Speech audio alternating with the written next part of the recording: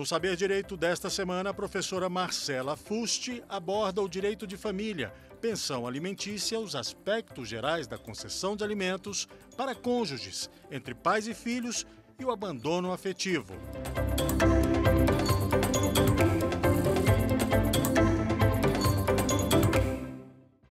Olá, sou Marcela Fortes, sou advogada especialista em direito de família, sou professora, escritora e palestrante.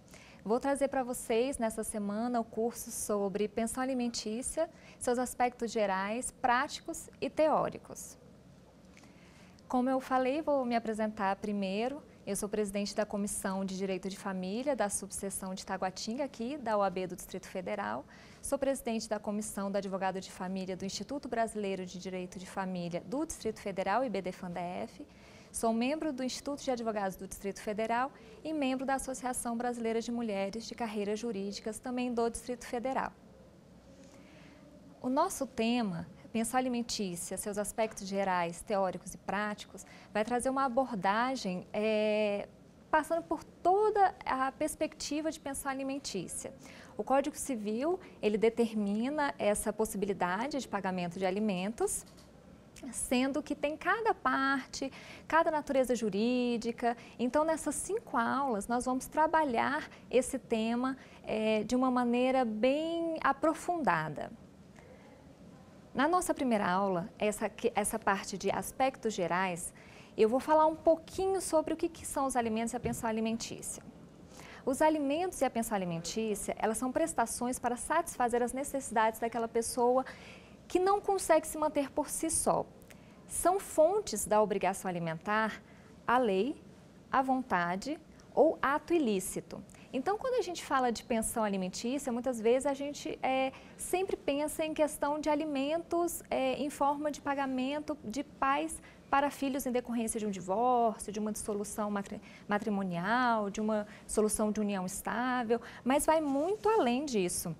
Na verdade, como iniciei, as fontes da obrigação alimentar, quando decorre de lei, estabelece os alimentos legítimos em razão do vínculo de parentesco ou relação conjugal, que é esse relacionado ao direito de família. Da vontade do alimentante são aqueles alimentos voluntários, é quando por ato intervivo ou também após a morte, quando se deixa por testamento, você de espontânea vontade, decide prestar alimentos para uma pessoa.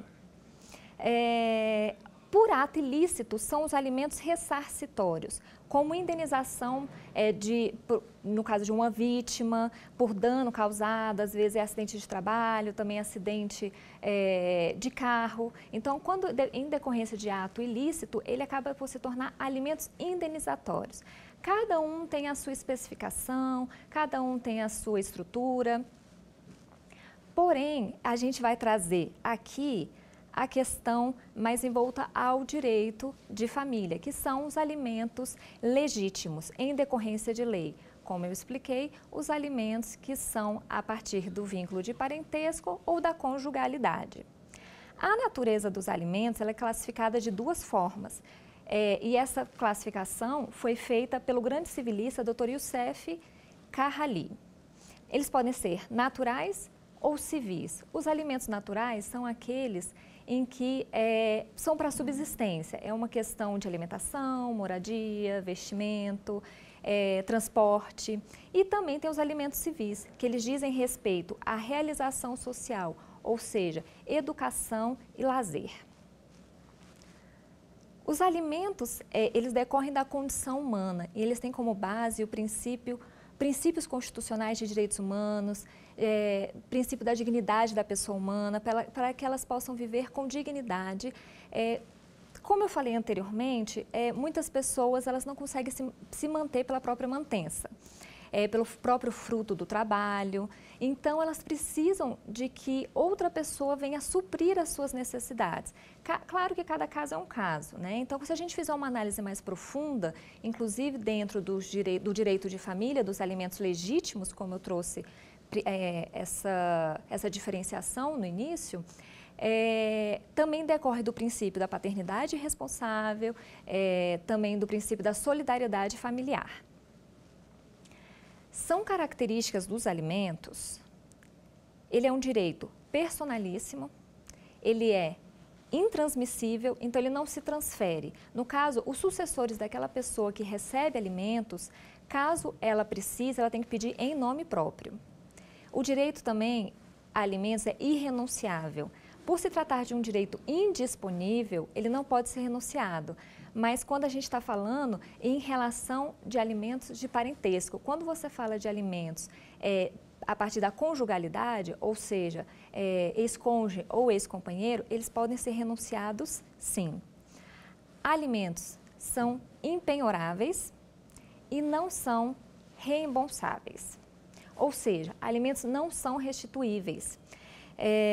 Ao final da demanda, a gente tem uma ação de alimentos. Ao longo da aula eu vou explicar para vocês como é que você vai entrar com o pedido de alimentos. Então, ao longo de um processo de alimentos, você tem um pedido inicial visando um valor X de alimentos. Vão ser determinados alimentos provisórios. Pode ser que esses alimentos provisórios eles sejam abaixo, acima, na verdade, desculpa, acima, e ao final do processo, deem-se alimentos menor do que os alimentos provisórios. Não significa que essa diferença ela vai ser restituída. Alimentos, eles não são restituídos. Os alimentos também, eles são imprescritíveis. Eles não prescrevem quando se trata de relação de parentalidade entre ascendentes e descendentes durante o poder familiar e também não corre quando se trata de pessoas incapacitadas ou menores.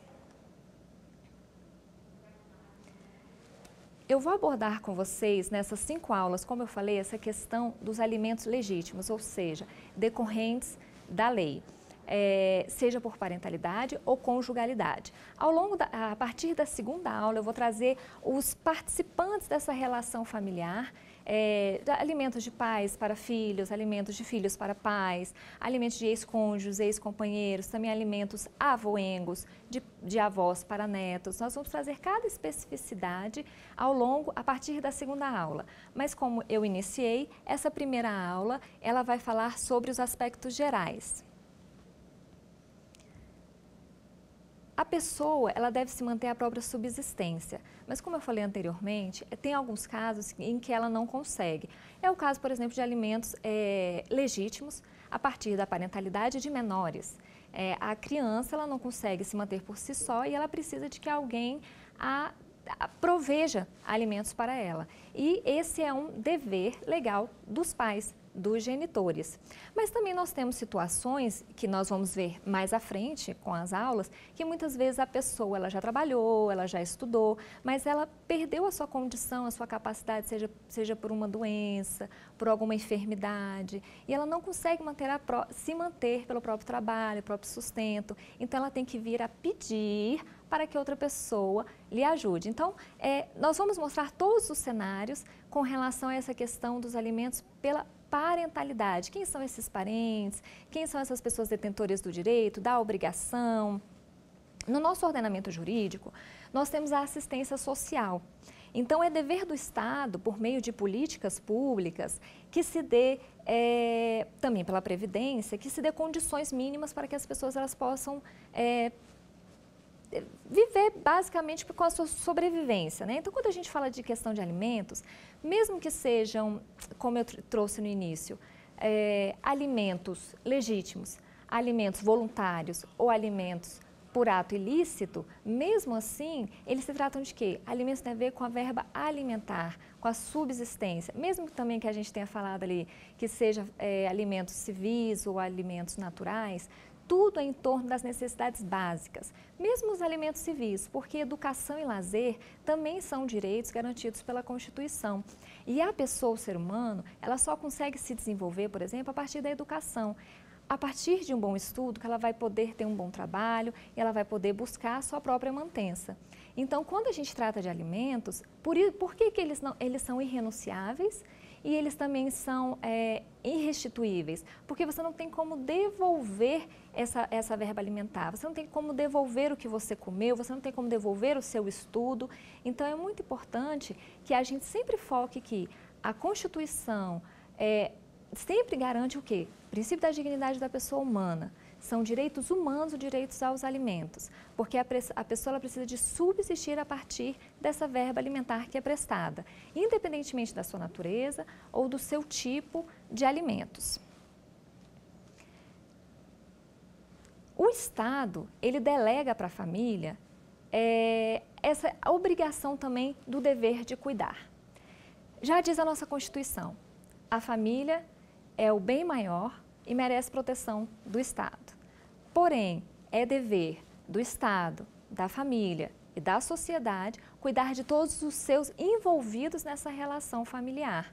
Ou seja, principalmente aqueles que têm vulnerabilidade, que é criança e adolescente, idoso, pessoa com deficiência e a mulher também, quando a gente trata de violência doméstica, para poder coibir. E mais à frente, nós vamos ver na nossa aula, inclusive, a possibilidade da prestação alimentícia da mulher em decorrência de violência doméstica. Como eu falei agora, é dever do Estado, da sociedade e da família. O Estado vem por meio de políticas públicas, porém, cabe à família o dever de cuidado e de proteção dessas pessoas com estado de vulnerabilidade dentro da família.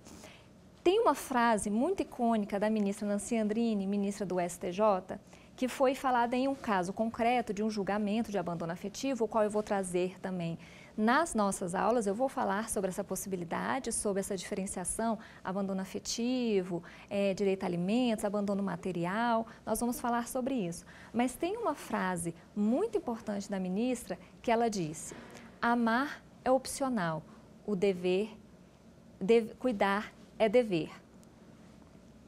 Com isso, as relações familiares, elas são muito conturbadas, nenhuma família é perfeita, mas cada uma dentro da sua estrutura, dentro da sua formação, ela deve ter uma intervenção mínima do Estado. A gente sempre fala que o direito de família, ele evoluiu ao longo dos anos.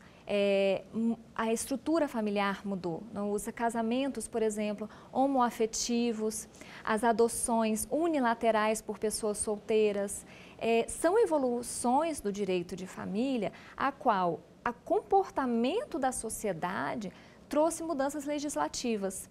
Alienação parental, guarda compartilhada, tudo isso veio em decorrência de uma mudança da sociedade que acabou pleiteando, vindo ao judiciário, trazendo muitas vezes a aplicação de norma jurídica por analogia, porque a norma de fato não existia, mas era preciso proteger aqueles direitos, não deixar aquelas pessoas desprotegidas. Então, o direito de família, eu sempre falo que ele é muito dinâmico, ele mudou ao longo dos anos, na minha opinião, mais do que qualquer outro direito.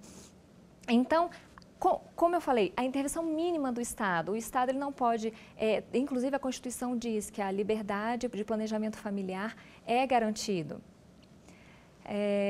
Então, apesar do Estado não poder intervir, não dever intervir, ele intervém quando é preciso, quando há violência, quando há risco em relação aos seus personagens dessa relação familiar, em estado de vulnerabilidade, como eu falei, que são sempre criança e adolescente, pessoas idosas, muitas vezes as mulheres em situação de violência doméstica, mas o Estado tem que garantir a sua proteção. Então, o Estado ele intervém minimamente no planejamento, ele intervém quando ele é chamado também, quando muitas vezes as famílias vão até o judiciário, né? Quando há um divórcio, há uma dissolução de união estável, ou há um reconhecimento de paternidade, que muitas vezes não houve aquele reconhecimento espontâneo também. É preciso buscar o judiciário, porque às vezes há muito litígio, há muita briga dentro dessas famílias, elas não conseguem dialogar. A gente sempre busca, nós que militamos no direito de família, como eu falei, sou advogada especialista em direito de família, nós buscamos sempre a autocomposição, práticas colaborativas, mas nós sabemos que não é assim. Foi como eu até citei. As famílias elas são muito conturbadas dentro das suas histórias, das suas estruturas, muitas vezes, muitas mágoas, precisa-se levar para o judiciário que tome-se certas decisões para eles, mas com uma intervenção mínima, como eu falei. Dada essa introdução, eu passo a explicação de como são os alimentos legais ou legítimos, ou seja, em razão da relação conjugal, que é casamento ou união estável, e em razão do parentesco, mãe, pai, em linha reta aos ascendentes, avós, bisavós, na ordem de proximidade, na linha reta descendentes, netos, bisnetos, na ordem sucessória e na linha colateral aos irmãos. Mas lembrando, essa ordem de pagamento de alimentos é na falta de um. Então, os alimentos legítimos em decorrência da lei, em decorrência da parentalidade e da conjugalidade, é sempre mãe, pai, em linha reta ascendente, descendente, de forma colateral apenas aos irmãos, só que sempre vendo na falta daquele que tem a sua obrigação principal, que você vai subir ou descer, de maneira que vai ver, mais para frente eu vou explicar quais são os requisitos, como que vai ser feita essa transferência de ordem de pagamento obrigacional da pensão alimentícia. Essa prestação alimentícia de forma legal, da parentalidade, é para parentes consanguíneos, ou seja, para parentes por afinidade, que são aqueles em decorrência do casamento, eles não são devidos. A relação conjugal, pela relação conjugal, apenas se pleiteia ao ex-cônjuge e ao ex-companheiro. Todos esses detentores de direito, eles têm o direito de receber a pensão alimentícia, mas cada um tem a sua especificidade. Como eu mencionei, ao longo dessas 5 aulas, ao longo dessa semana, nós vamos trazer cada personagem dessa relação obrigacional de alimentos. Mas vamos falar sobre requisitos para fixação da pensão alimentícia? Artigos 1694, parágrafo 1º e artigo 695 do Código Civil. Necessidade e possibilidade. Esses são os requisitos. Existe a necessidade, até vou trazer a leitura para vocês do artigo 1694 do Código Civil, quando ele diz: podem os parentes, os cônjuges ou companheiros pedir uns aos outros os alimentos de que necessitem para viver de modo compatível com a sua condição social, inclusive para atender às necessidades da sua educação. Parágrafo 1º. Os alimentos devem ser fixados na proporção das necessidades do reclamante e dos recursos da pessoa obrigada. Parágrafo 2º. Os alimentos serão apenas os indispensáveis à subsistência quando a situação de necessidade resultar de culpa de quem os pleiteia. Esse parágrafo, ele já não é mais utilizado. Antigamente, falava-se de culpa pelo divórcio. Hoje já não se discute mais culpa pelo divórcio. A Emenda Constitucional 66 de 2010, ela trouxe um divórcio direto. O divórcio é um direito potestativo, você simplesmente submete ao outro, você não precisa de pedir, não precisa mais de pedir autorização para poder se divorciar, basta querer e você submete, e o outro, ele cede, ele simplesmente tem que aceitar. Então, o artigo 1695 diz: são devidos os alimentos quando quem os pretende não tem bens suficientes, nem pode prover pelo seu trabalho a própria mantença, e aquele de quem se reclamam pode fornecê-los sem desfalque do necessário ao seu sustento. Ou seja, está na lei, artigo de lei, da lei, letra da lei, traz exatamente tudo o que eu falei naquela introdução com relação aos alimentos. Ele traz a parte da legalidade, né, os alimentos legítimos, parentes ou cônjuges ou ex-companheiros.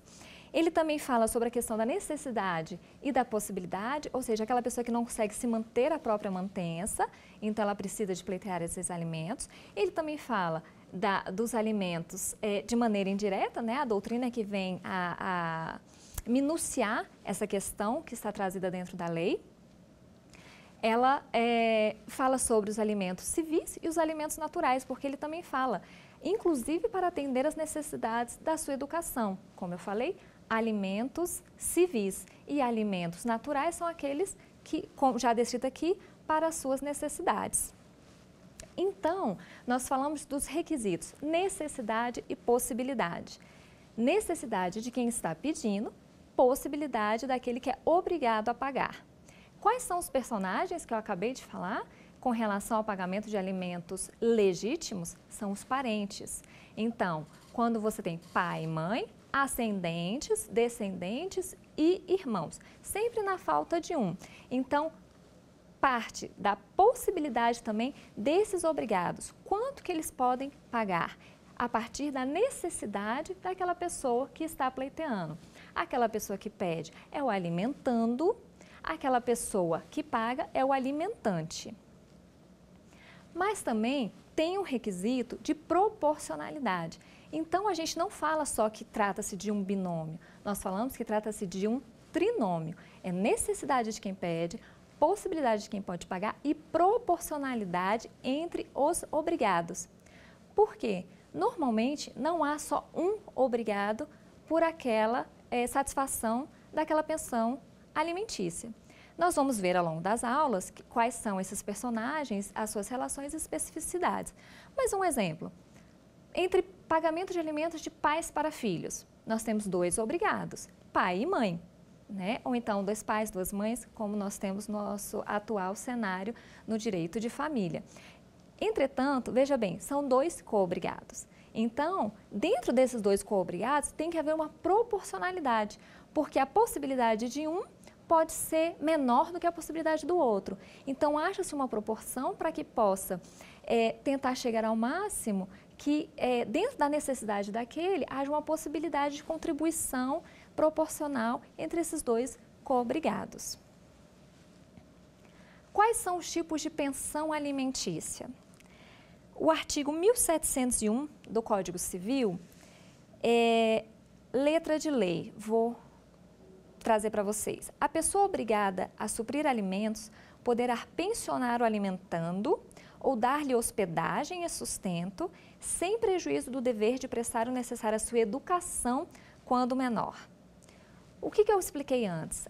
Alimentos para educação, de acordo com o civilista Youssef Carril, são alimentos civis, mas educação, ela é básica, é um direito constitucional também garantido, diz a Constituição que é dever do Estado, da família e da sociedade garantir o direito à educação das crianças e dos adolescentes. Então, a verba alimentar, ela também contempla essa questão relacionada à educação. Nós temos dois tipos de alimentos, in natura e in pecúnia.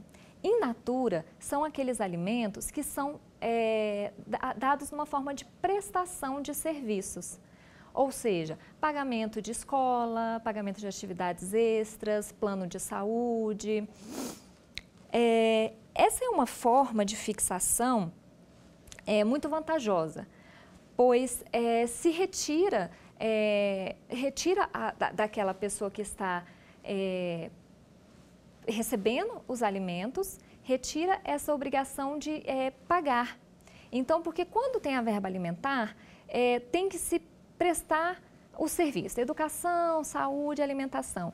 Quando o pagamento é feito em pecúnia, como eu vou explicar só vou terminar essa questão dos alimentos in natura, quando ele é feito em pecúnia, aquele responsável por aquele menor, quem recebe os alimentos, deve buscar a escola, pagar a escola, atividades extras, plano de saúde.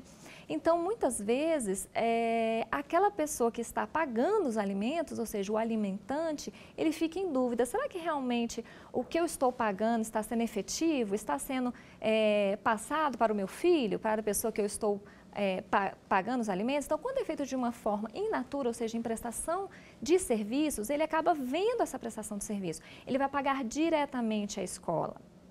Ele vai pagar diretamente o plano de saúde, ou seja, ele está vendo que realmente está sendo empregada a sua pensão alimentícia em favor daquele para quem ele está dando os alimentos. Então, uma única desvantagem é que muitas vezes, para o alimentante, se ele deixar de pagar a escola, ele vai ser executado.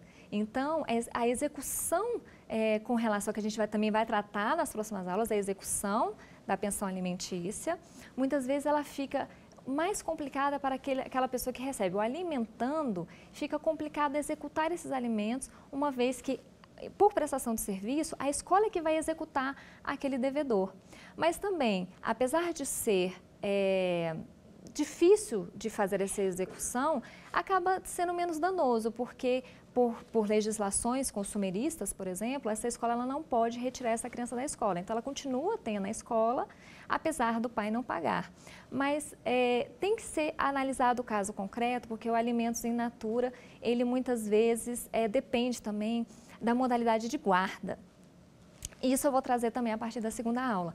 Guarda e alimentos, tem diferença? Influencia? Vou trazer depois para vocês.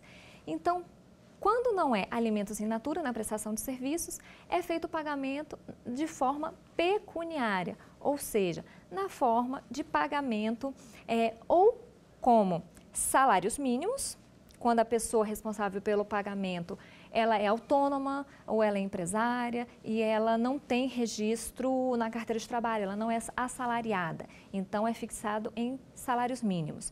Tanto em percentual de salários mínimos, por exemplo, 150% do salário mínimo, 80% do salário mínimo, tanto quanto também em quantidades de salários mínimos, 2 salários mínimos, 3 salários mínimos, 10 salários mínimos. Depende, claro, como eu falei, dos requisitos, necessidade, possibilidade e proporcionalidade. Quando se trata de servidores públicos, militares ou pessoas assalariadas com registro na carteira de trabalho, então você fixa um percentual sobre o seu valor, descontando diretamente no contra-cheque. Esse percentual é feita uma avaliação, como eu falei anteriormente, necessidade de quem pede, possibilidade de quem está pagando e proporcionalidade entre os co-obrigados. Mas esse desconto via contra-cheque, com base em percentual, 20%, 30%, 40%, ele é feito sobre o valor bruto, descontando apenas os descontos compulsórios. Quais são os descontos compulsórios? Imposto de renda, INSS ou contribuição sindical. O STJ, ele vai no sentido de que vale alimentação, auxílio viagem, auxílio moradia, qualquer verba alimentar com ajuda de custo, ela tem natureza indenizatória, ou seja, ela não compõe aquela remuneração ordinária. Logo, ela não deve compor esse percentual para a pensão alimentícia.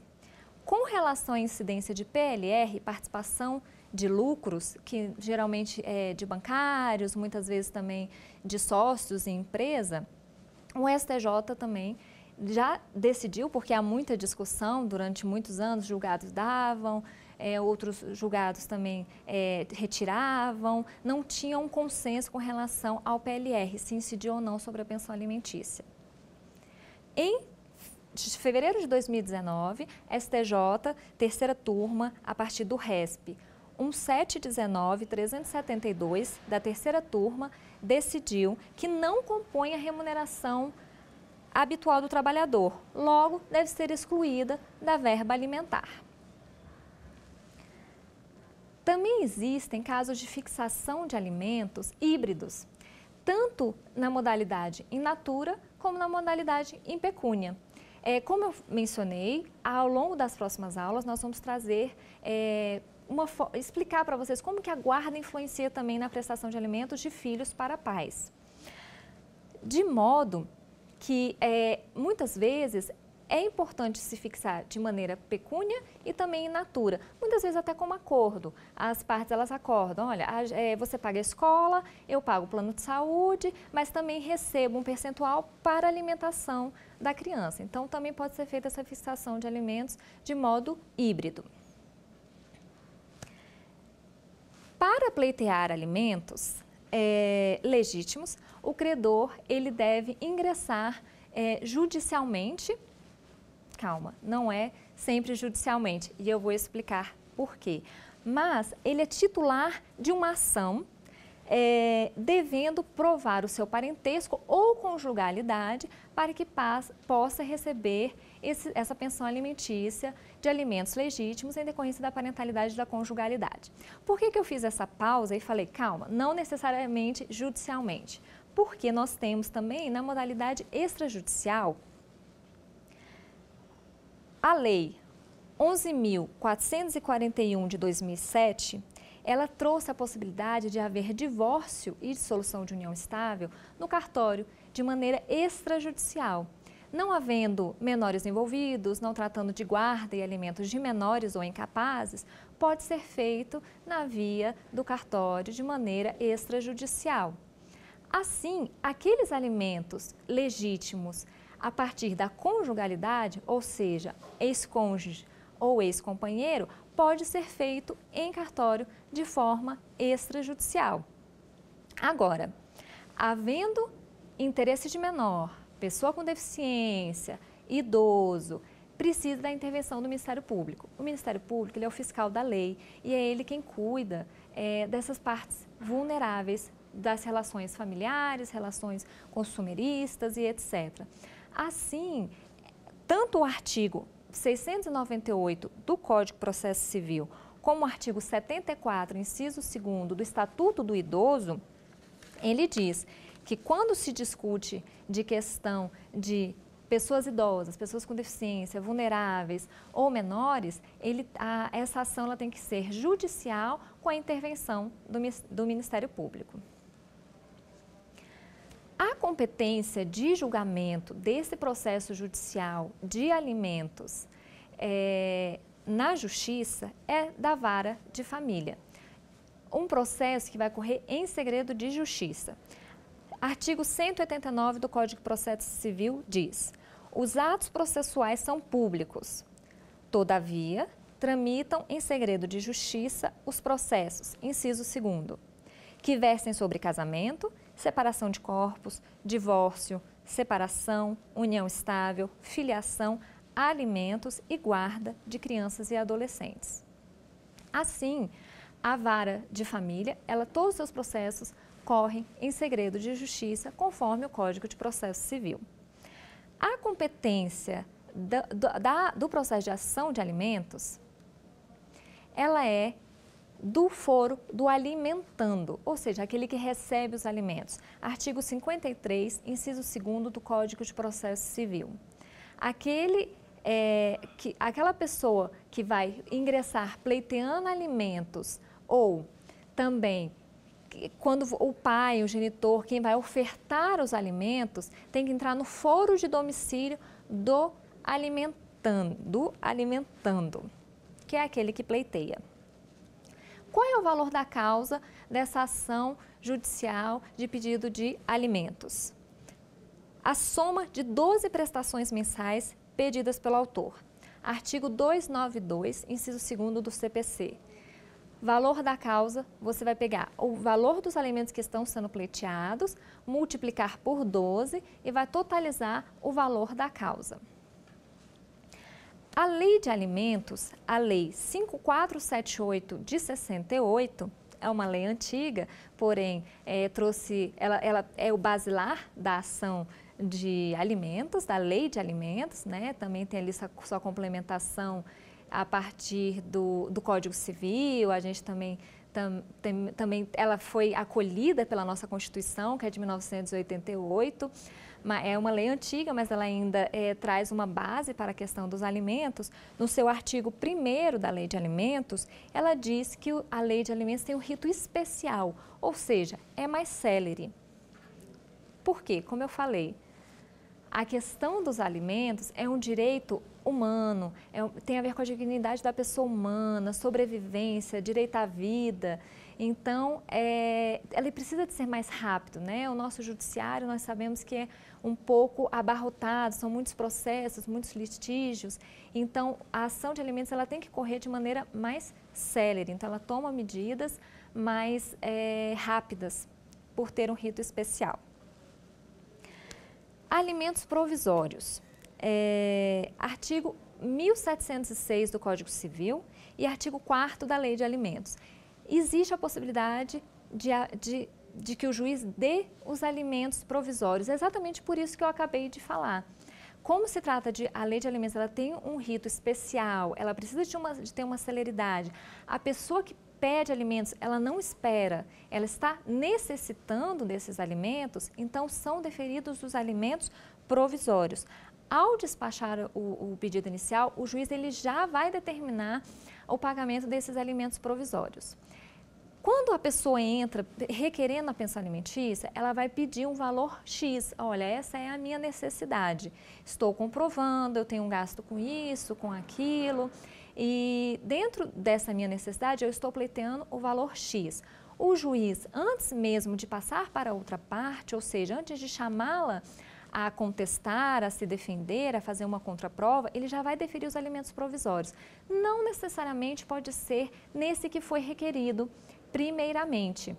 Ele pode acabar, se ele vê que é um valor muito alto, que talvez aquela necessidade ou não seja aquela devidamente comprovada, ou então muitas vezes aquela necessidade comprovada seja o valor total pedido, mas aí foge da questão da proporcionalidade entre o outro co-obrigado, porque não é apenas um que pode ser obrigado a pagar os alimentos, o outro genitor também, mesmo que seja aquele que é o guardião, que está cuidando, que está dando a casa, tudo isso também eu vou trazer nas próximas aulas, ele vai ser contabilizado.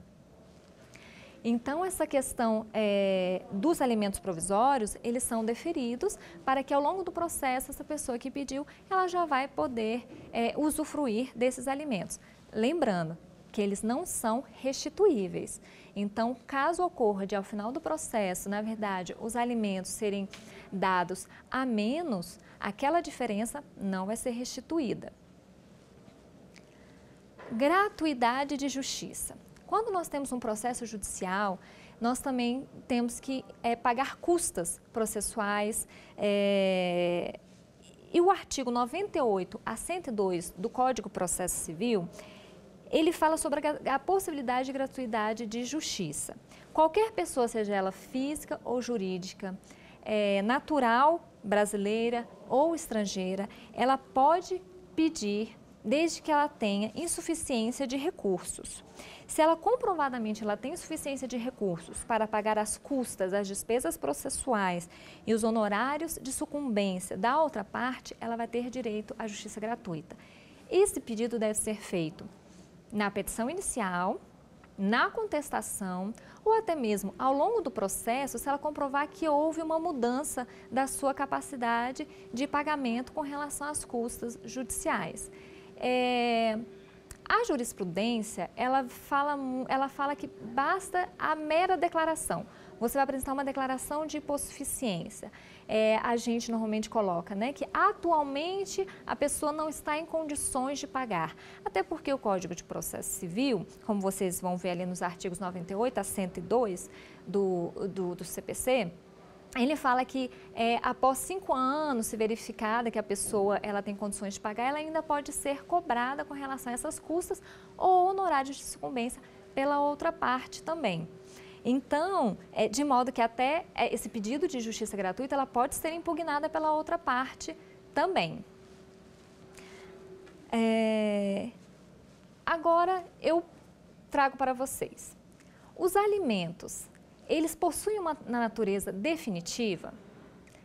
Vamos voltar ali que nós conversamos as características dos alimentos no início. Se a pessoa, ela precisa dos seus alimentos naquele momento, mas ao longo da sua vida pode ser que essa necessidade ela aumente, essa necessidade se reduza. Como eu falei, como nós conversamos, nós temos um trinômio com relação aos requisitos. Esse trinômio é necessidade de quem pede, possibilidade de quem pode pagar, proporcionalidade dos co-obrigados. Então, ao longo dos anos, entrou com uma ação, houve uma sentença definitiva, determinou o pagamento de alimentos. Significa que esses alimentos eles são definitivos? Veja bem, como a gente fala que existem alimentos provisórios dentro do processo, normalmente nós utilizamos a terminologia alimentos definitivos para o final do processo. Quando houver a sentença de mérito, transitado em julgado, sem possibilidade de recurso, aqueles são os alimentos definitivos. Mas isso é só uma terminologia, eles não possuem essa natureza definitiva. Os alimentos, conforme o artigo 1699 do Código Civil e artigo 5º da lei, 15º, desculpa, da Lei de Alimentos, ela diz que, havendo fato superveniente, a alteração da situação financeira do pagador ou do alimentado, poderá o alimentante ingressar com ação de revisão. para reduzir a obrigação, adequando a sua atual possibilidade de pagar, tanto quanto o alimentando, ele poderá ingressar em ação de revisão de alimentos para majorar os alimentos recebidos para serem adequados à sua atual necessidade. A questão da proporcionalidade, ela acaba sendo um pouco mais discutível quando se trata dessa questão de alteração, fato superveniente, que traga a possibilidade de haver uma revisão. Porque fatos supervenientes normalmente são a partir da necessidade e da possibilidade. Então, se a necessidade daquela criança não se alterou, a possibilidade do outro co-obrigado também não se alterou, não tem-se que se discutir a proporcionalidade, ou seja, aquele que é o detentor da guarda, que é o responsável por receber os alimentos, se ele está recebendo mais, ele pode contribuir com mais, isso não é discutível. O Código Civil diz fato superveniente com relação à necessidade de quem está pedindo e à possibilidade de quem está pagando, seja a necessidade para aumentar ou a possibilidade também para diminuir. Por esse caráter não definitivo dos alimentos, que também a gente faz necessário esclarecer com relação aos pedidos de alimentos. A partir do ajuizamento da ação, nós temos os alimentos atuais. São chamados alimentos atuais aqueles que são pedidos a partir do ajuizamento da ação. Os alimentos futuros são aqueles que são requeridos para o final da ação. Foi o que eu disse. Você vai entrar com o pedido de alimentos, vão ser deferidos alimentos provisórios, você trouxe a sua necessidade, mas você está pleiteando. Ao final, eu quero, vamos colocar um exemplo, 10 salários mínimos ou 30% da sua remuneração. Ao final, o juiz vai despachar inicial, alimentos provisórios, vou conceder 15% a princípio ou 5 salários mínimos. Nesse caso,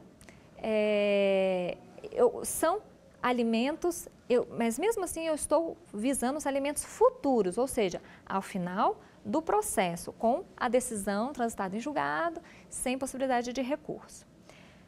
Os alimentos provisórios, como eu falei, eles são dados, muitas vezes eles podem ser concedidos conforme o pedido, podem ser dados a menos também,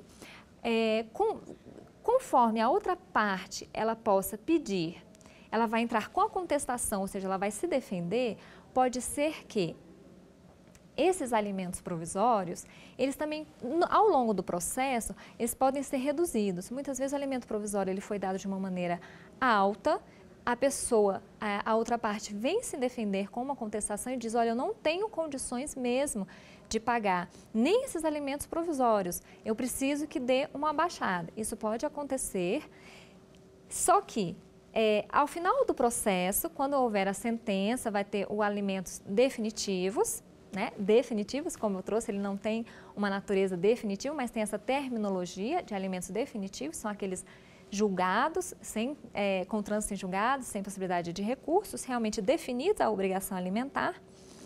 Esses alimentos, eles vão retroagir à data da citação. Ou seja, a Lei de Alimentos diz que eles vão retroagir à data da citação. Ou seja, muitas vezes os alimentos provisórios, eles são dados a menos, no final você consegue o pedido maior, como eu falei, 30% da verba alimentar, eu estou pleiteando 30%, alimentos provisórios foi dado em 15%.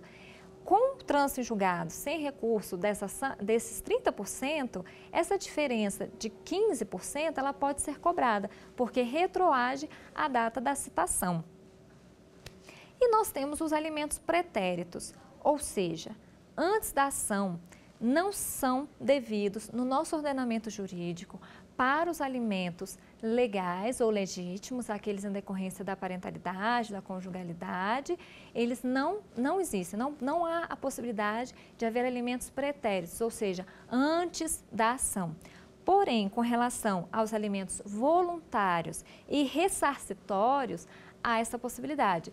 Voltando ao que eu falei no início da nossa aula, alimentos voluntários são aqueles em que a pessoa em vida pode fazer uma declaração de vontade ou também com o falecimento, deixando em testamento, ela dá alimentos voluntários para uma terceira pessoa. E os alimentos ressarcitórios ou indenizatórios são aqueles em decorrência de ato ilícito, algum acidente, muitas vezes foi o causador de um acidente de carro que a deixou incapacitada, ela não está conseguindo trabalhar. Esses alimentos ressarcitórios ou voluntários, eles podem ser requeridos de uma forma pretérita, ou seja, antes da ação, porque existe um ato constitutivo, né? Houve uma declaração de vontade, a qual que você teve conhecimento, você pode vir pedir, olha, eu quero esses alimentos que são devidos desde aquela declaração. Agora, os alimentos pretéritos, para esses legais ou legítimos em decorrência de parentalidade e conjugalidade, não. Entende-se que você não precisava antes de entrar com a ação. Então, eles são devidos apenas a partir da ação. Então, vamos agora para as perguntas. Vamos ver se eu consegui passar para vocês o conhecimento com relação à matéria. Vamos tirar algumas dúvidas a partir das perguntas?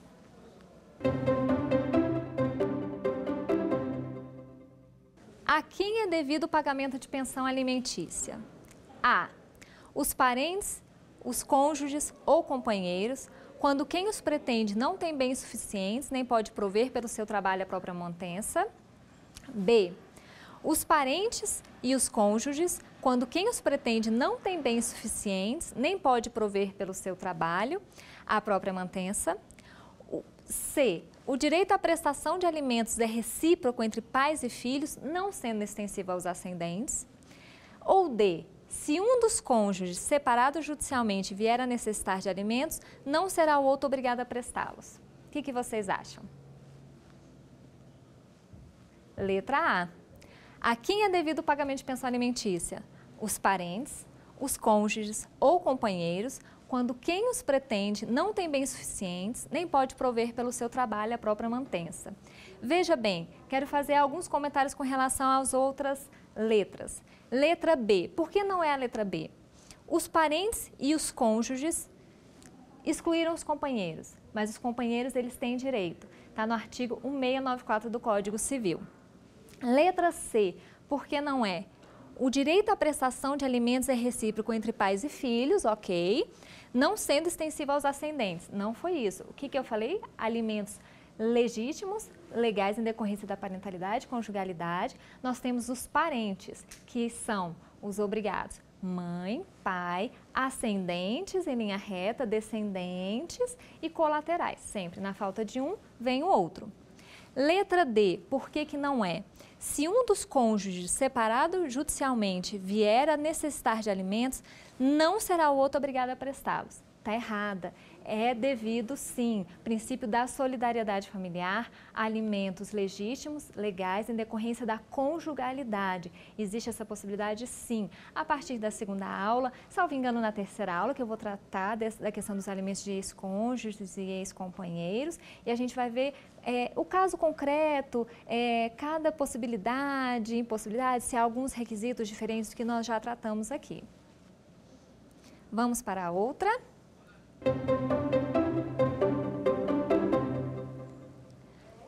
Quando o genitor ou genitora é servidor público ou tem carteira assinada, o que a jurisprudência determina como forma de fixação de alimentos? Letra A. Sobre o percentual de 30% da remuneração, com desconto no contra-cheque. B. Sobre o salário mínimo. C. In natura. D. Em percentual sobre a remuneração com desconto no contra-cheque na proporção das necessidades do reclamante e dos recursos da pessoa obrigada. Qual será?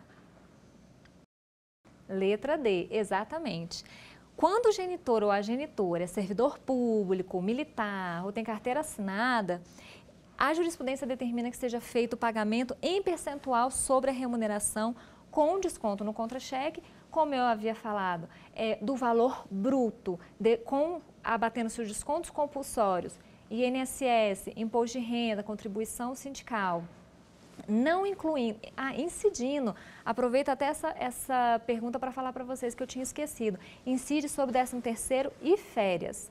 E não incide sobre as verbas indenizatórias, como o auxílio alimentação, auxílio moradia e o PLR também, totalmente discutível, mas que nós tratamos aqui na nossa aula. Não se trata da resposta A, porque não é fechado, não existe um percentual fixo, é 30%, a jurisprudência diz 30%? Não, pode ser 40%, pode ser 20%, vai depender do caso concreto, dentro daquele trinômio, necessidade, possibilidade e proporcionalidade entre os coobrigados.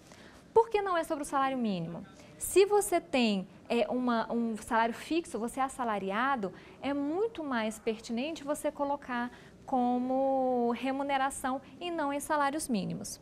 In natura também não, porque in natura é uma questão muito específica. Eu trouxe para vocês a questão do in natura, que é com relação à prestação de serviços, pagamento de serviços. Então, isso normalmente ele é acordado entre as partes, ou ele também pode ser uma forma híbrida, percentual e in natura. Vamos para outra pergunta?